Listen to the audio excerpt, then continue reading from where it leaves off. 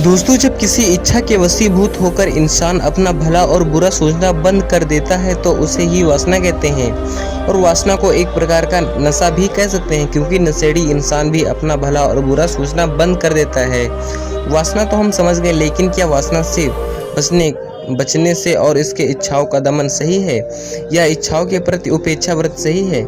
इसे समझने के लिए हम महर्षि कौत्स और कण्व की एक पौराणिक कथा के बारे में जानेंगे।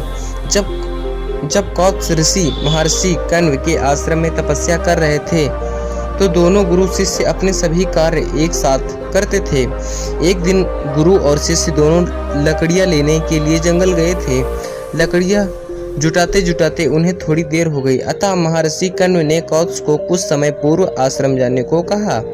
गुरु की आज्ञा सिरोधार्य करके कौत्स ने लकड़ियां उठाई और आश्रम की ओर चल दिया।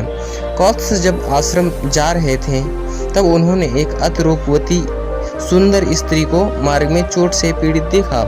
कौत्स एक क्षण के लिए रुके और लेकिन फिर वह सोचने लगे। आखिरकार वह अपनी राह को चलते बने। कुछ समय पश्चात उसी राह से महर्षि कण्व भी आ रहे थे। जब उन्होंने उस युवती को चोट से पीड़ित कराते हुए देखा तो अपने शिष्य की अधूरी साधना की सच्चाई जानकर उन्हें बहुत ही दुख हुआ। उन्होंने लकड़ियों का गट्ठर वहीं छोड़ दिया और उस स्त्री को अपने कंधों का सहारा देकर आश्रम ले आए और औषधियों से उसका चिकित्सा उपचार किया। तत्पश्चात उन्होंने अपने शिष्य कौत्स को बुलाया और पूछा, वत्स, जब तुम्हें यह युवती मार्ग में कष्ट से पीड़ित अवस्था में दिखाई दी तो तुमने इसकी सहायता क्यों नहीं की? इसे आश्रम में लाकर तुमको इसका उपचार करना चाहिए था। क्या मेरी शिक्षा में कोई भूल रह गई थी?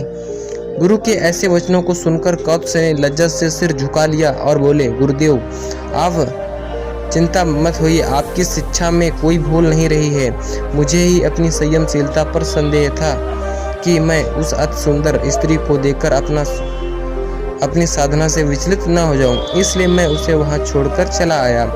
महर्षि कण्व और शिष्य के ऐसे निर्दोष वचनों को सुनकर गंभीर होकर बोले, वत्स, क्या सौंदर्य की उपेक्षा करने से सौंदर्य से विरक्ति हो जाएगी? मनोभाव को छिपाने और उनकी उपेक्षा करने या दमन करने का कभी भी उनका समाधान नहीं हो सकता।